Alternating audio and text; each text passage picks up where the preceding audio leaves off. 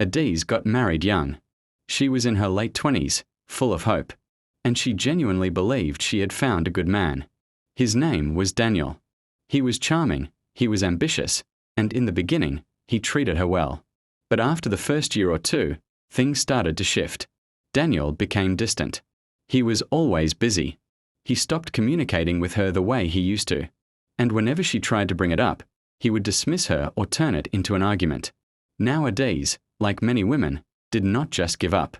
She tried. She really tried. She went to her pastor. She talked to her mother. She read books on marriage.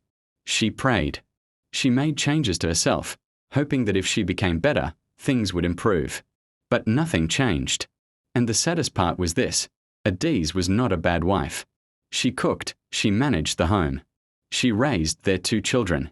She supported Daniel's career. She was doing everything right. But she was doing it for a man who had already checked out of the marriage emotionally.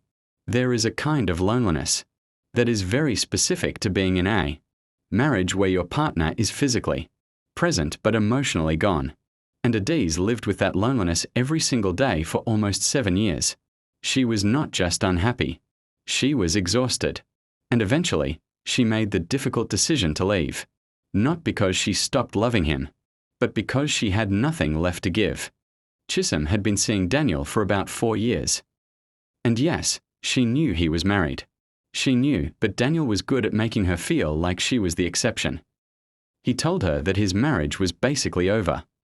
That he and his wife were just together for the children. That he had feelings for Chisholm that he had never felt before. And Chisholm believed him. Not because she was foolish, but because she wanted to believe him. It is easy to accept a story that gives you what you want to hear. For those 4 years, Chisholm waited. She turned down other men. She restructured her life around a man who was unavailable. She told herself it was temporary, that soon he would leave his wife and they would finally be together properly. And then one day, Adiz left. And suddenly, Daniel was free. Chisholm felt like her patience had finally paid off. Like everything she had hoped for was now actually happening. She moved into the house. She started living the life she had imagined for years. But here is the thing about getting what you have been waiting for. Sometimes it looks very different up close than it did from a distance. At first, everything felt exciting. Chisholm was happy. Daniel seemed happy. It looked like it was all working out. But within a few months, Chisholm started noticing things. Daniel was not as attentive as he used to be when she was the secret. He stopped making the effort he once made. He came home late without explanation. He was on his phone a lot. And when she asked questions, he got irritated. Sound familiar? She was experiencing the exact same things that had made Adiz unhappy. And this is the part that is very important to understand. Daniel had not changed. He was never going to change just because the woman in his house changed. The problem was never Adiz. The problem was Daniel's character. And that character did not disappear when Adiz walked out the door. Chisholm started feeling anxious.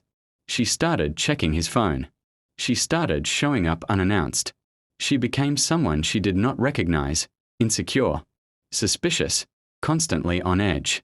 She had gone from being confident and independent to being exactly the kind of woman she used to judge. The woman who could not keep her man. Because now she was in the position of trying to keep Daniel. And Daniel, frankly, was not really there to be kept. Let me explain what I mean when I say Chisholm took up the curse.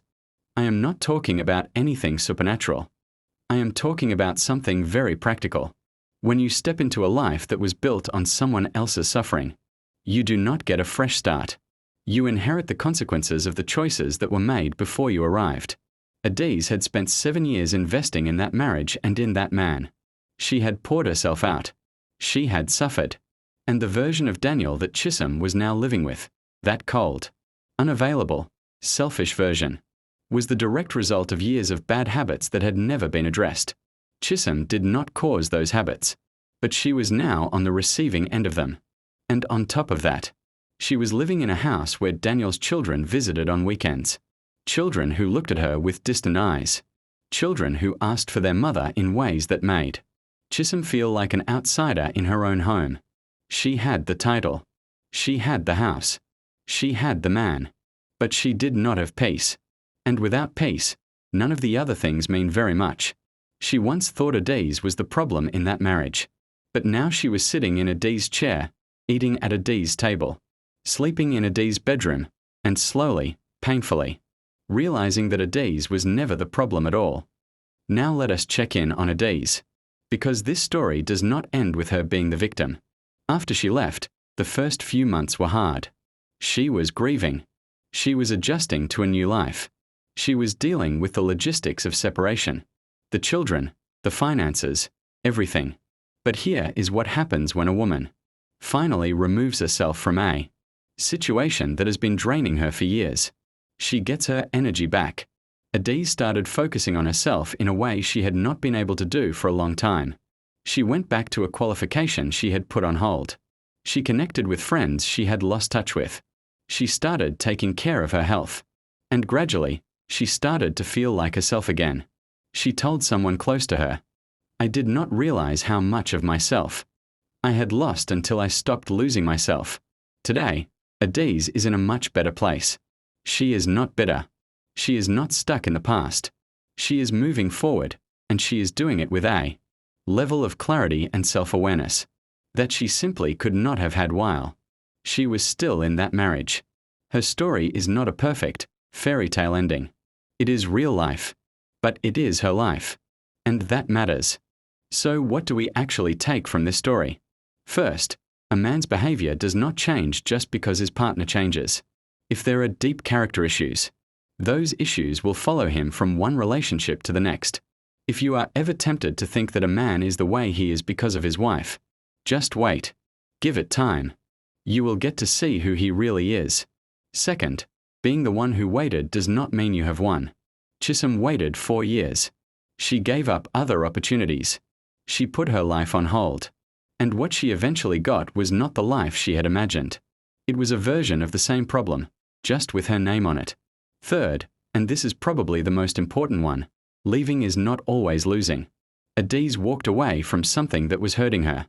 And that decision, as difficult as it was, gave her the chance to actually live her life. Sometimes the bravest thing a woman can do is to stop fighting for something that was never really hers to fix. And sometimes, the thing you think you are losing is actually the thing that was holding you back. Thank you so much for watching this video all the way to the end. I really appreciate you being here. If anything in this story resonated with you, I would love to hear your thoughts in the comments. This is a safe space, so feel free to share. If you found this video helpful or you know someone who needs to see it, please share it. Sometimes people do not know they need to hear something until they actually hear it. Do not forget to like the video and subscribe if you have not already. I put out new content regularly, and I would love for you to be part of this community.